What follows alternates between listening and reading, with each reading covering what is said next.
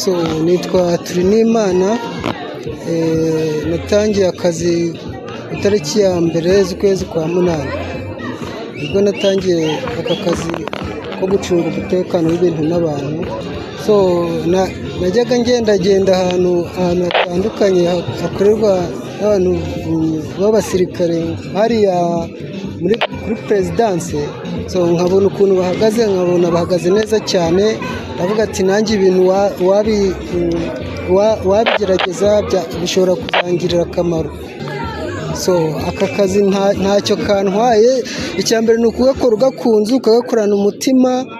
So ndumva ari ibyo, ari ukugakora ugakunze. So bamwe baragasuzura ngo sekirite ngo nta kigenda, ariko iyo witonze akamishashi.